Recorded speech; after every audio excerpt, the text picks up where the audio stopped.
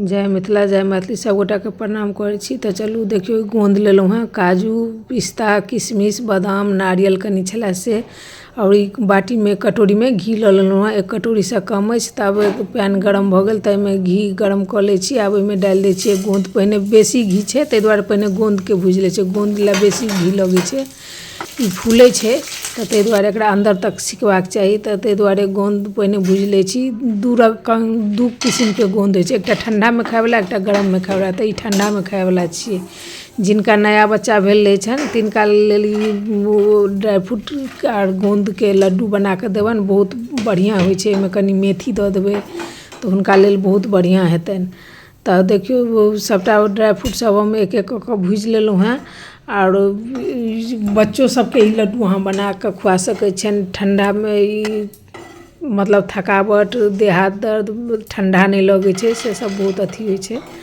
तो काजक बहुत काम के लड्डू अछि। तो अब देखियो खाली जहन पैन भ गेल तब मखान के बिना घी तेल के भुजलहुँ हैं। तब सबटा जते ड्राई फ्रूट छलै मखान तखान सबटा दऽ कऽ एकर पाउडर बना लै छी। पाउडर बना कऽ आर ई नारियल अथी जे रखने छलहुँ किशमिश ओहिमे मिक्स कऽ दै छियै सबटा के। किशमिश नहीं पिसलहुँ हैं।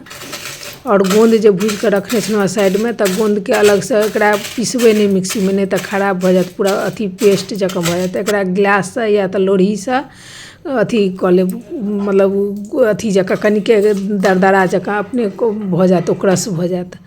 तब देखियो जे बचल छलै घी से पैन में डालि देलियै, या तो लोहिया में अहाँ भूजब तो लोहिया में।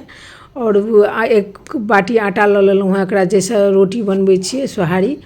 एकरा बढ़िया से धीमी गैस पर भूजि लेलहुँ हैं। देखियो कलर के अपने आप चेंज भ गेलै, मतलब बढ़िया से भुजा गेलै। तब एकरा पलट लै छी दोसर बर्तन में। पलट का कनिक के आधा चम्मच करीब घी डालि देलियै, गुड़ डालि देलियै। गुड़ अहाँके जेहन मीठा पसंद हुए, अगर अहाँके पास गुड़ नहीं हुए तो चीनियो दऽ सकै छियै, लेकिन गुड़ तो सेहत के लेल अच्छा होइ छै। तो गुड़ खेनाइ बढ़िया छै हमरा सबके लेल। तो गुड़े हुए तो इस्तेमाल करब, आ नहीं गुड़ तो चीनियो अहाँके जे पसंद हुए।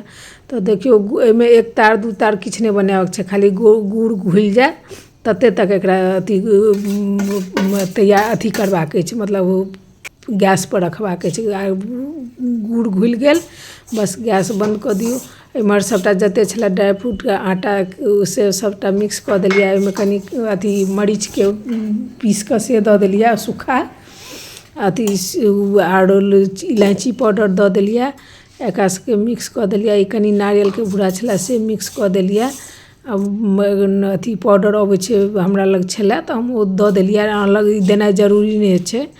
अब देखियो कनी कनी के घोल देने जाइ छियै, मिक्स केने जाइ छियै। ई कनी गरमे में करब, नहीं तो गुड़ जे छै से जमि जायत। और एकरा बढ़िया से मिक्स कऽ लिअ हाथ लऽ कऽ। एक बेर हाथ लऽ कऽ लड्डू बनि कऽ देख लेबै जे बनाइए कि नहीं। तो देखियो लड्डू हमर बना रहल अछि। कनिक हमरा चाशनी बचे गेल। तब देखियो बढ़िया से लड्डू बना लै छी। अहूँ सब जरूर से बनाएब, बहुत बढ़िया लड्डू खाइयो में नीक होइ छै, स्वाद तो पूछू नहीं। तो अहूँ सब जरूर से बनाएब, अपना बच्चा के खुआएब, अहूँ खाओ। आ वीडियो हमर यदि नीक लगे तो लाइक सब्सक्राइब जरूर से करब। Thank U.